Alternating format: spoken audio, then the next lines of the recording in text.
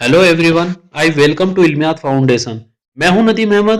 तो आज हम बात करेंगे बांग्लादेश में चल रहे रोहिंग्या संकट पर और इसके इतिहास को भी जानेंगे। तो दोस्तों, आप हमारे चैनल इल्मियात फाउंडेशन को सपोर्ट करने के लिए सब्सक्राइब कर सकते हैं और आने वाली वीडियो की नोटिफिकेशन पाने के लिए बेल आइकन को प्रेस कर सकते हैं। तो चलते हैं टॉपिक की तरफ। इसका इतिहास शुरू होता है 15वीं सदी से, जब पहली बार बंगाल के मुसलमान बर्मा पहुंचे। उसके सदियों बाद 1824 में अंग्रेजों ने बर्मा को जीतकर ब्रिटिश इंडिया का हिस्सा बना दिया। बर्मा के अराकान राज्य में अंग्रेजों ने बंगाली लोगों को काम करने के लिए बुलाया और बाद में ये सब लोग वहीं बस गए और अराकान राज्य में मुस्लिम बहुसंख्यक हो गए। द्वितीय विश्व युद्ध के दौरान जब जापानी सेना ने बर्मा में आकर ब्रिटिश सैनिकों पर हमला किया और ब्रिटिश हुकूमत उस समय काफी कमजोर भी हो गई थी, तो अंग्रेजों ने अराकान के मुस्लिमों से कहा कि अगर जापान के खिलाफ तुम लोगों ने हमारा साथ दिया तो हम अराकान को अलग हुकूमत बना देंगे। क्योंकि बर्मा के बहुसंख्यक बौद्ध मुस्लिमों को भारतीय प्रवासी लोग मानते थे। अराकान के लोगों को रोहिंग्या कहा जाता है, जिनमें कुछ प्रतिशत हिंदू भी हैं। अंग्रेजों के अराकान राज्य को स्वायत्तता देने की बात के बाद 1945 में विश्व युद्ध समाप्त हुआ और बर्मा के बहुसंख्यक बौद्धों ने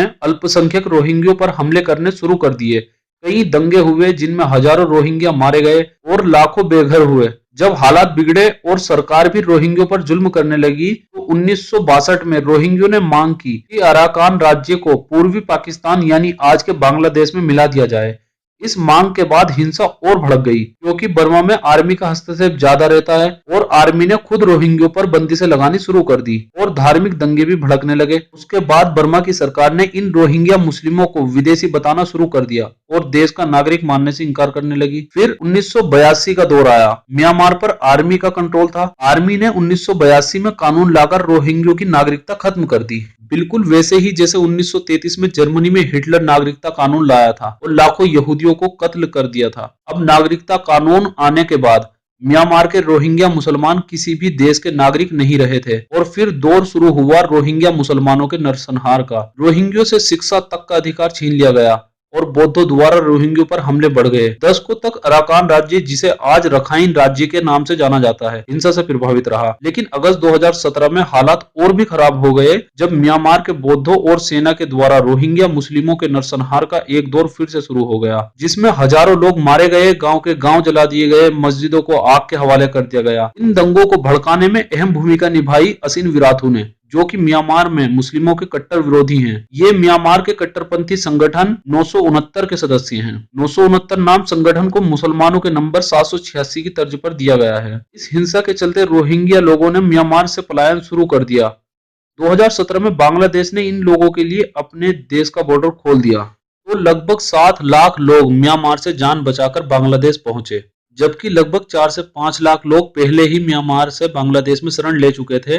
पर इस पर भी बांग्लादेश की प्रधानमंत्री शेख हसीना ने बड़ा दिल दिखाते हुए रोहिंग्या मुस्लिमों को बांग्लादेश में शरण दी।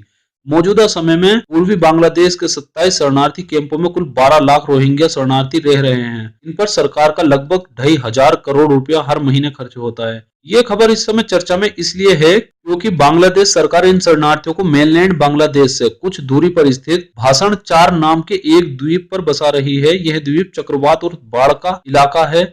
4 दिसंबर 2020 से सरकार ने इन शरणार्थियों को यहां भेजना शुरू कर दिया है। संयुक्त राष्ट्र और ह्यूमन राइट वॉच जैसे अंतरराष्ट्रीय संगठन बांग्लादेश सरकार के इस कदम की आलोचना कर रहे हैं।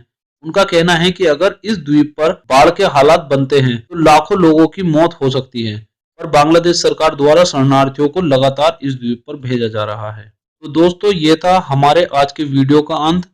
आपका इस बारे में क्या विचार है, कमेंट में जरूर बताएं। उम्मीद करता हूं काफी कुछ जानने को मिला होगा। देखते रहिए, पढ़ते रहिए इल्मियात फाउंडेशन को। जय हिंद, जय भारत।